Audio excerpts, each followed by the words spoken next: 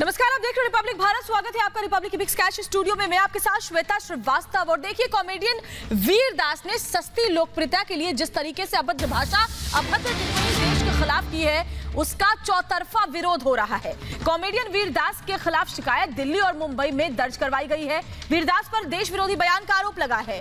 विदेश में जाके, यूएस में जाकर देश को अपमानित करने का आरोप कॉमेडियन वीर दास पर लग रहा है। दरअसल वीर दास ने एक स्टैंड अप कॉमेडी प्रेजेंटेशन दी थी उसकी, जिसका जो मकसद था, जो टॉपिक था, वो था आई कम फ्रॉम टू इंडिया। और दोनों भारत की तुलना करते हुए उन्होंने अभद्र टिप्पणियां की, अभद्र भाषा का इस्तेमाल किया, जिसके बाद अब चौतरफा आक्रोश उनके खिलाफ है। आशुतोष दुबे जो शिकायत करता है, वो हमारे साथ सीधे इस वक्त जुड़े हुए हैं। आशुतोष, ऐसा लगता है कि जब आपके पास और कुछ नहीं होता तो सिर्फ सस्ती लोकप्रियता हासिल करने के लिए आप देश के खिलाफ बोलने लगते हैं। सोचना चाहिए ऐसे लोगों को जो विदेशी धरती पर जाकर के अपने देश के खिलाफ बोलते हैं, जबकि इसी देश ने आपको नाम दिया है, इसी देश ने आपको कमाई का जरिया दिया है।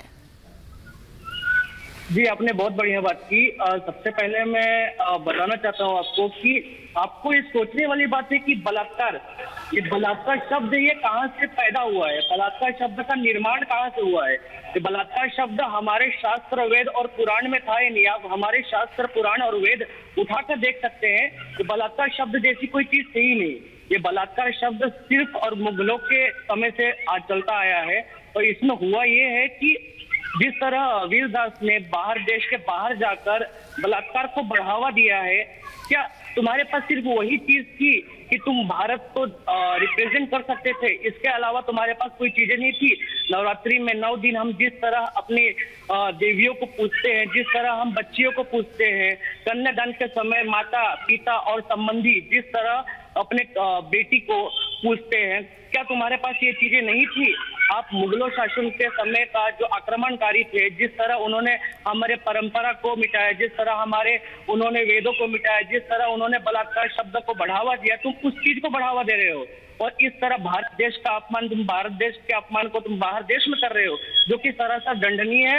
इनके ऊपर सीधा सीधा देशद्रोह का कानून लगना चाहिए मेरे हिसाब से, क्योंकि इन्होंने सीधा सीधा देश का अपमान किया है, हमारे संस्कृति और हमारी महिलाओं का अपमान किया है, और प्रधानमंत्री श्री नरेंद्र मोदी जी का अपमान किया है।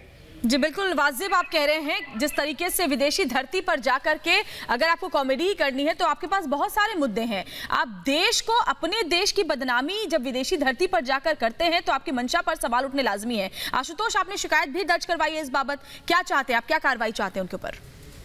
जी, हमने शिकायत मुंबई पुलिस और सीपी मुंबई पुलिस को वाया ईमेल दी है, और जल्द ही आगे वाले समय में हमारी सहयोगी मित्र के साथ हम एफआईआर भी दर्ज कराएंगे।